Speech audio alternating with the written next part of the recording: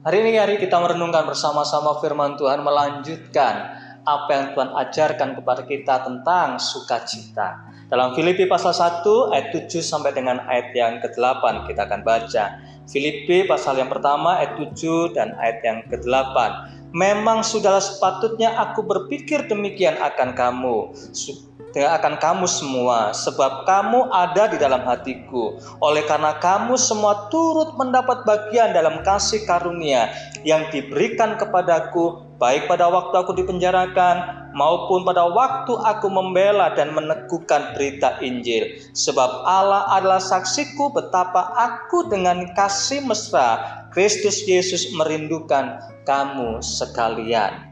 Saudara yang dikasihi oleh Tuhan, orang-orang Filipi, jemaat di Filipi adalah jemaat yang ada di hati Paulus. Sehingga dikatakan ayat 7 ini menunjukkan apa yang membuat Rasul Paulus bersukacita ketika dia berdoa.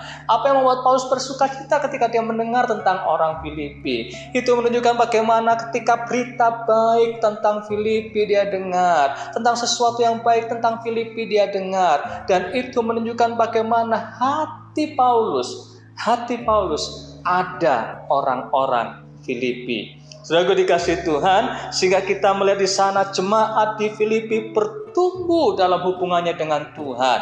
Di ayat yang ketiga dikatakan, aku mengucap syukur kepada Allahku setiap kali aku mengingat kamu. Bagaimana pertumbuhan iman orang-orang Filipi. Saudaraku, kemudian juga kita melihat bagaimana orang Filipi di ayat yang ke-7 tadi mendukung pelayanan Paulus. Tidak hanya sekadar bertumbuh rohaninya, tapi dia juga bertumbuh dalam pelayanan. Dia bekerja menopang apa yang Paulus kerjakan. Bahkan ketika Paulus ada di dalam penjara, maka jemaat di Filipi ini mendukung Paulus, memberikan dukungan Paulus bahkan saat Paulus ada di penjara.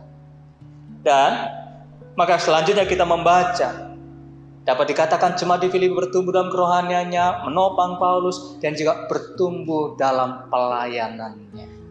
Dia menjadi rekan kerja, dia menjadi pelayan Tuhan. Dan Paulus senang, Paulus bersukacita melihat keberhasilan pertumbuhan orang-orang Filipi. Saudaraku dikasih Tuhan, sering kita mendengar, melihat perkataan begini. Ada orang senang melihat orang susah.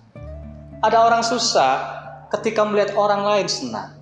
Tetapi Paulus mengajarkan buat kita semuanya sebagai firman Tuhan kita semuanya hari ini adalah, mari kita belajar bersukacita ketika melihat orang lain berhasil.